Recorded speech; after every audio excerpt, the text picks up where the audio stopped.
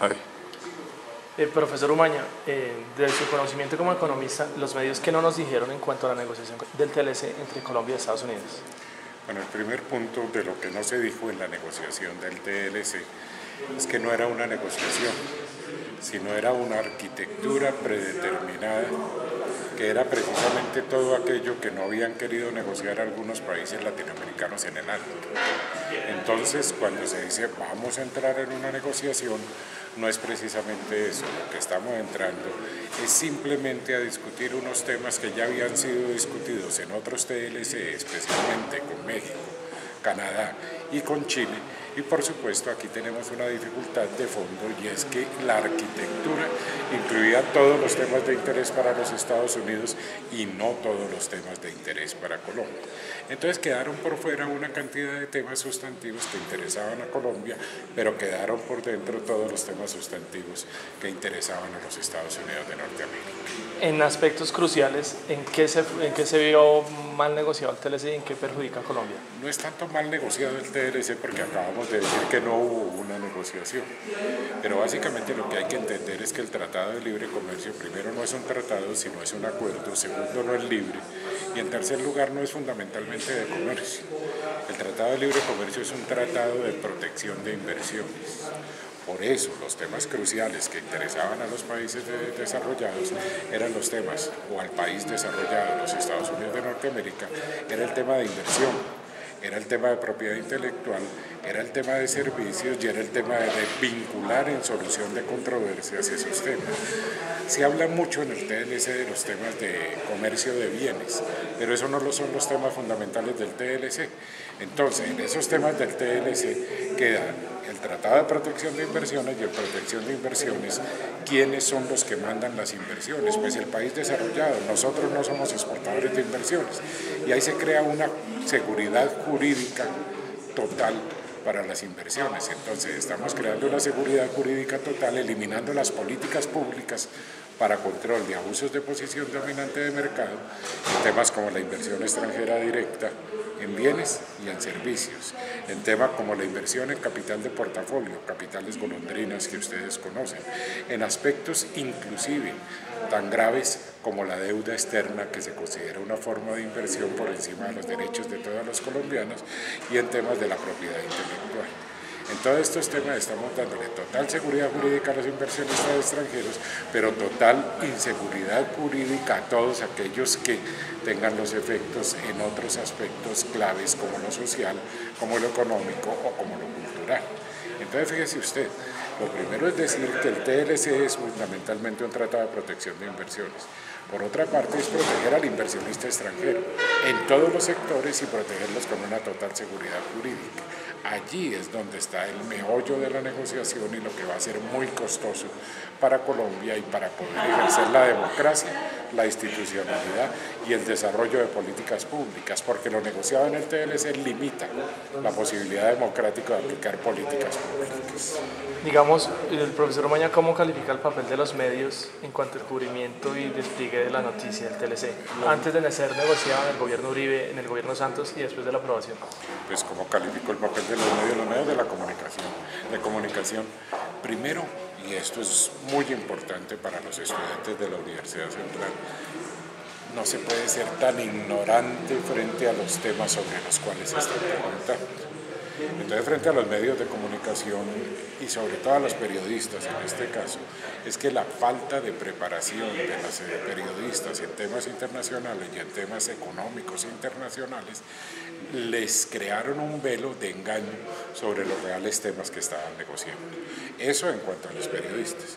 Pero por otra parte, los medios de comunicación cada vez más centralizados, cada vez más en poder de unos pocos y en poder de las multinacionales, pues tendieron otro velo, el velo de impedir el conocimiento de lo que realmente se estaba negociando en alianza con el gobierno nacional y con los negociadores, porque era importante para ellos poder fortalecer lo que le mencioné, temas como capital conocimiento o temas como protección a la inversión extranjera, porque ellos son los dueños de los medios de comunicación. Es decir, la estrategia fue más, digamos, una manera como de desinformación organizada más que una ignorancia, digamos, desapercibida. O sea, se planteó de esa manera, según lo que le entiendo, el manejo del tema TLC por los medios ya preestablecido. Por supuesto, porque ya había la decisión política de negociar el TLC, pero también existían las pautas, cómo se iba a negociar el TLC, ya había decisiones sobre cómo iba a ser el resultado de negociación y se inventaron toda una serie de aspectos de una matriz de negociación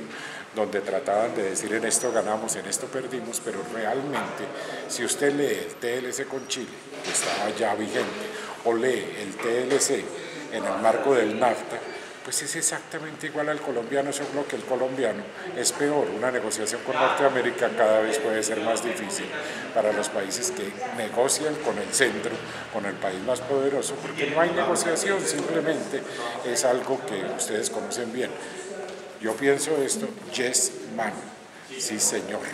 Y eso fue lo que se negoció, porque la arquitectura del tratado y las conclusiones del tratado estaban claramente determinadas.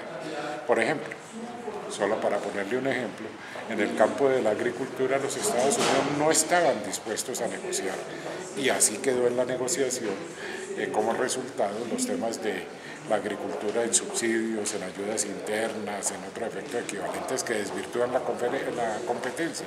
Y también advirtieron desde el principio que ellos no iban a permitir liberalizar los servicios personales, empresariales y profesionales, y por eso en el TLC no hay nada sobre libertad de circulación de las personas y de las empresas hacia los Estados Unidos. Doctor Umaña, ¿usted por qué considera entonces, porque el TLC se venía hablando y negociando desde el gobierno tanto de Bush en su momento como de Uribe, terminó el gobierno de Bush, no se pudo supuestamente pasar a la aprobación del Congreso norteamericano, terminó el gobierno de Uribe también, se dio la aprobación en Colombia pero en Estados Unidos no pasó? Sí, pues de acuerdo a lo que usted plantea, que era una arquitectura ya establecida, ya organizada antes de las supuestas negociaciones, porque digamos, se hablaban de unas exigencias de Estados Unidos para la aprobación y bien o mal se tomaron unos términos de un par de años, un poco más, para la supuesta aprobación y la negociación final. Mira, esto es muy interesante. El primer punto es que en Estados Unidos la negociación internacional es democrática.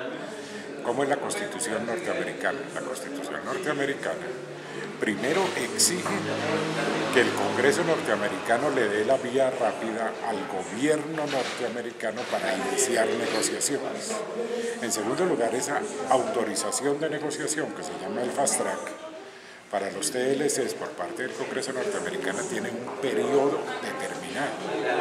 En tercer lugar, el Congreso norteamericano puede exigir nuevas cosas frente al tratado si no está dentro de las pautas que le habían definido al gobierno norteamericano.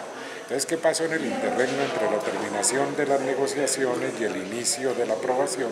Pues sencillamente dos cosas. Una política, cambió el gobierno de republicanos a demócratas, pero otra que era también muy delicada, que es que la autorización del Congreso norteamericano se venció para el Ejecutivo norteamericano.